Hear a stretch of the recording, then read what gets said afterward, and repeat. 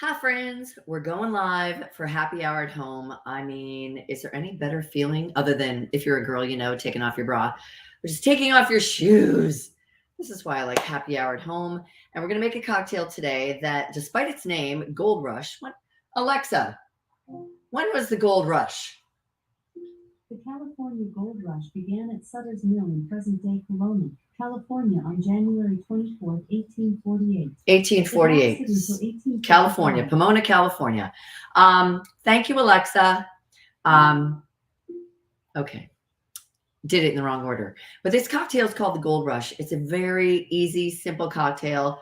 I already had all the ingredients. And if I didn't, all I had to do was make them, like the honey syrup, fresh squeezed lemon juice, and pour your favorite bourbon, my friend, and get ready because this is a delicious cocktail. Of course, it's only going to be as delicious as the ingredients that you put in it. But this cocktail, not created during the Gold Rush, not pre-Prohibition, not during Prohibition. It was actually in the early aughts. Remember Y2K in the early 2000s when we thought the world was going to come to an end? Little did we know that's actually happening in like 2023. But I digress. This cocktail was created at a really famous bar and restaurant called Milk and Honey in New York City. I've been to Milk and Honey in Nashville. I do think there is a connection there. There's one in Brooklyn, I believe. There's one in New York City.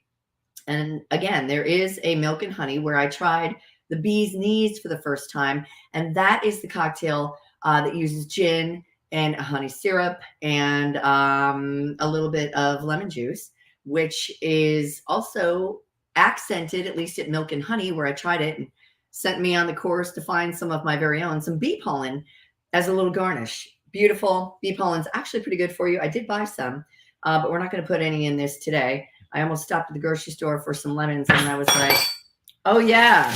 Made a recent trip to Costco. Got plenty of lemons that I need to juice, which is what I do for cocktails and all sorts of different things because you never know when you're going to need some fresh squeezed lemon juice for lemonade, whatever. So again, have the fresh squeezed lemon juice. Made the, it's essentially simple syrup, but you use honey. So 1 part honey, 1 part water, bring it to a low simmer boil just to change the viscosity. We want it to be able to mix into the drink a little bit better than just plain honey would. So it's a little bit more liquid, which is just perfect. I thought about using the Jack Daniel's Gentleman Jack Tennessee whiskey.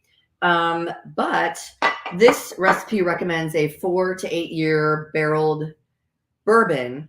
And what I had was a blend of straight whiskeys, Lost Monarch. Remember, what is it?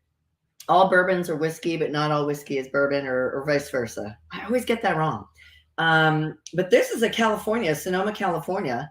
I thought that was more fitting maybe for the Gold Rush because, of course, this cocktail, why did I? Because the Gold Rush was in California. Oh, yeah, that's why. There's always a method to my madness. Again, super simple to make. I mean, this takes no time at all to make with the honey and the lemons, and we're just going to garnish with a lemon twist, too. So you want your rocks or double old-fashioned glass and a big rock of ice. And then I put all the ice in the strainer here in the shaker, and we're just going to go to town with our ingredients that are ever so ready. Okay, so we are going to, I already put the ice in there, like I mentioned. We're going to do 2 ounces of your favorite bourbon. And again, hopefully it's been aged a little bit. It'll just be a little bit or a lot smoother. And if you're sick or whatever, maybe this will be a delightful cocktail as well. Or, very close to a hot toddy. Very close. Or as my dad used to call it when he was giving us just minuscule little beverages. Let's not even call them cocktails when we were little. That were essentially hot toddies, but just little doses, just get us acquainted with whiskey. Okay, so 3/4 of an ounce of fresh squeezed lemon juice, and then 3/4 of an ounce of your honey syrup. Okay. We're there. Okay. How easy is this? This is so easy and so delicious. And I just felt it's fall. We got to start drinking something else. Let's say a quick hello before we shake up the cocktail. How are you, JD? Thank you for watching, being such a loyal viewer. Okay. And we're just going to put it over a rock, of course, because we don't want everything, including the bourbon and whiskey, to dilute too much. But we want to keep it cold. So that's why we're going to transfer it from just all this ice. Okay, let me just do this very quickly. Again, room temp for your citrus when you want to create a garnish or a twist or whatever, because otherwise you're going to have a very hard time getting it to keep a form. Okay, and just for giggles, we're going to spritz this skin side out over that. Maybe just give it a little rim over there. And again, if you want to make it pretty, see, this is again why it needs to be kind of room temperature. I'm just going to hold it over my finger here for a second, get it warmed up, and maybe it'll hold the twist for at least a minute while we try our cocktail. The Gold Rush. It is really, really good. I mean, perfect for like a bonfire or a semi-chilled fall night, which is kind of what we're headed into, ironically. Makes a lot more than you think. That's about what, like almost 4 ounces of liquid. Big block O ice. It looks pretty too. I'm using a rocks glass that was a gift. It has the like a map of Seattle on it. Pretty cool. Okay, let's put the twist in there. Let's see. Will it hold the shape? More or less. There we go. Oh, that looks pretty. See, it did. I don't know if you can tell. Kind of, yeah. Cheers.